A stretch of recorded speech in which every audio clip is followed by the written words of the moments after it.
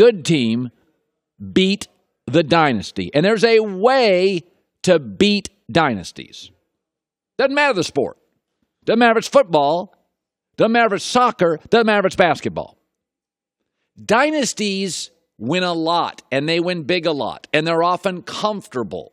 The way to beat a dynasty is make them uncomfortable, because they so rarely are. Being a dynasty is like being rich. You got a pool guy and a landscaper guy, and you got that guy driving you there and that guy driving you. Yeah, very comfortable life. That's what a dynasty is. Houston lost the previous game by 41, trailed 12-0 to start this one. They called a timeout. I don't know what happened in that huddle, but I know this: for the next 2 hours, Houston played harder. Houston was angrier. Houston would not be denied. Houston was tougher. Houston was better on the glass. Houston was the better basketball team. Houston was the best basketball team in the world for the last 2 hours of that game last night. Stronger, tougher. There was a 4-minute blip when Steph Curry did what Steph Curry did. But even after that, Steph Curry, 11 points in 90 seconds, Oracle's exploding, the announcers going crazy. Even after all that, 3, you look up and you're like, oh, Houston's still in this thing. Chris Paul hits a 3, chipping away, down to 8. Now it's 7, now it's 5, now it's 3, Yes, Golden State did what Golden State does, especially in the third quarter. 3. Oracle, announcers, crazy. And you looked up and you're like, oh, they're not down 17. They're not down 24. They're down 9. Oh, Chris Paul they're down 7. Listen, man, this is what the New York Giants did to the New England Patriots 18-0 team. That team had 3 games where they were uncomfortable all year. One of them in Week 13 against Baltimore and Ray Lewis made Tom Brady uncomfortable, should have lost. Then in Week 17 in the Super Bowl, New York Giants did the same. Made Tom Brady uncomfortable. Took him out of his rhythm. Dynasties are usually in rhythm. They're more skilled. You got to make them uncomfortable. The Golden State Warriors are a high-performance sports car, and the Rockets took them off-roading last night. Took them up in the hills. Took them all over the bumps. Said, here we go. This is a wrestling match. Even inbounds plays. 16 turnovers for the Warriors. I mean, go look at that fourth quarter. 1 assist for Golden State. So frazzled they couldn't get the timeouts right. Where did Kevin Durant go? Took 2 awful shots. Steve Kerr probably should have called a timeout. They were confused. Even inbounds plays were totally disrupted.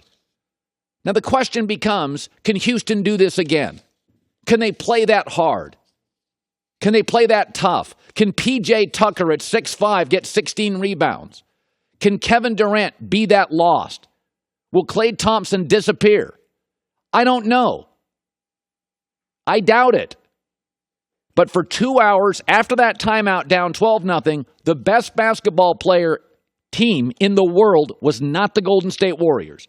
Best basketball team in the world for 2 hours last night was Houston. And they did what you got to do to beat a dynasty. Take them off-road. Dynasties are more skilled. Dynasties are comfortable. They're like wealthy people. They got somebody doing this, very rarely uncomfortable. That was uncomfortable. I mean, Golden State was completely out of their comfort zone.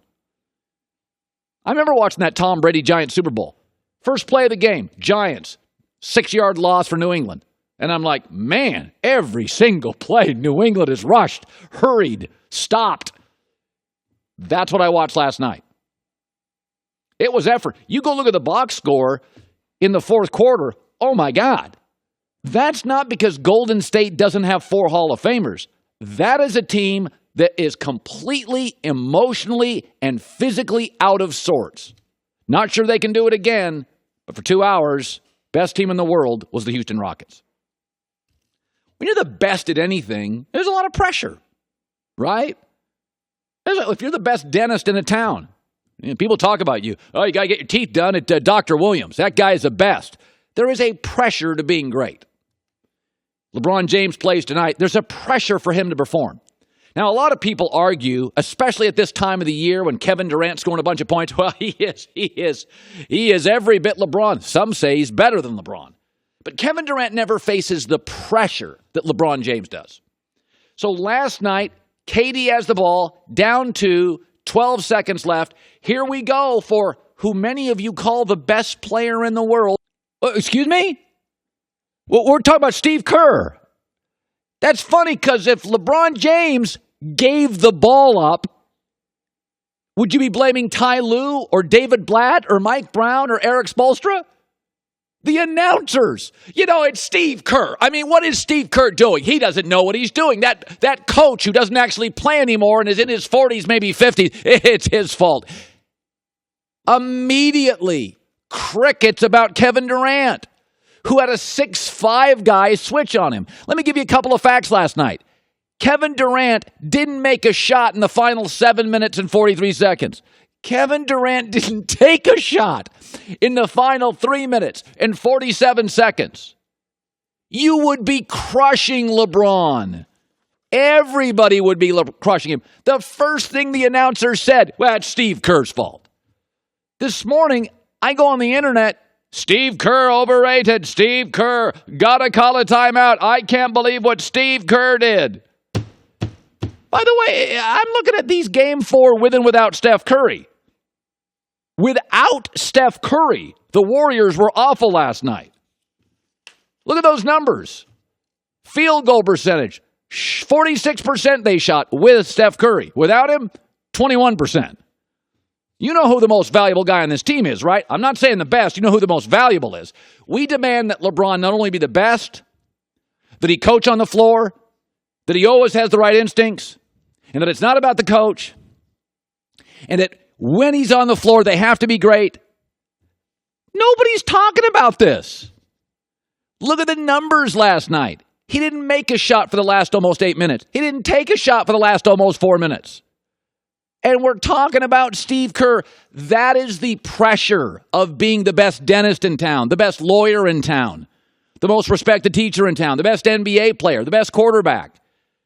We put everything on your shoulders. Everything is piled on your shoulders. Kevin Durant last night had a 6'5" guy switch on him. And 7-foot Kevin Durant, hey, Klay Thompson, you take it. I'm going to go over here and watch the rest of the game on my flat screen. What?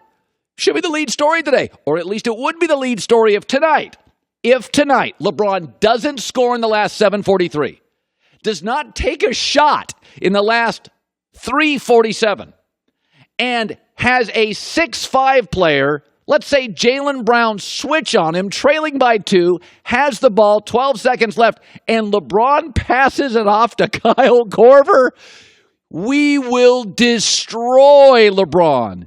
I won't be able to talk about anything else. And this morning, crickets on Kevin Durant. The gap between the best player in the world, LeBron, and the second best player in the world, Kevin Durant, isn't all about basketball. It's about the expectations and the pressures we put on the king. Hi, everybody. Thanks for watching. Subscribe here to get the latest from the show. Also, be sure to check out more of the best clips from The Herd or go watch a few segments from other shows on FS1.